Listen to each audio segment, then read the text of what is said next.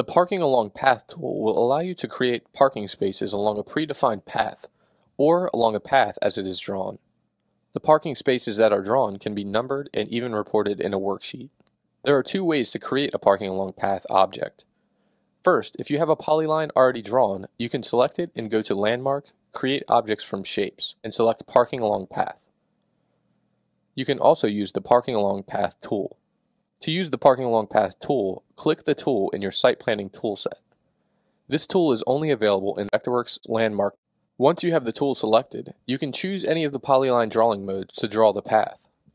Click to begin drawing the parking path, and click to set each vertex. Double-click to create an open polyline path, or click at the start point to create a closed path.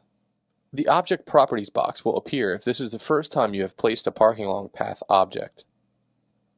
Here you can adjust the parameters for the new object. Click OK to close the dialog, as these settings can be adjusted in the Object Info palette after placement. With the Parking Along Path object selected, you can change the space width and the length in the Object Info palette. The space width may increase with spaces along a curve. The width is defined as the minimum width between the two sides. The length will remain the same for each space, regardless of its location on the curve. The Space Numbering checkbox will add a parking space number to each space.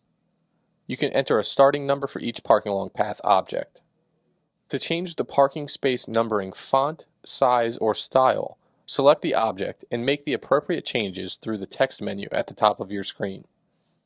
Vectorworks will also automatically display the total number of spaces for each object in the Object Info palette.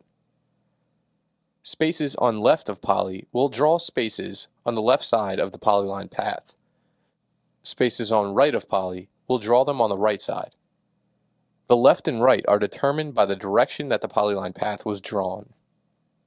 The selected Parking Along Path object can be edited by going to Modify, Edit Parking Along Path. Here you can reshape or adjust the polyline and click Exit to finalize the edit. You can also reshape the parking object directly with the Reshape tool by double-clicking on the object. This will automatically select the Reshape tool and allow you to make changes.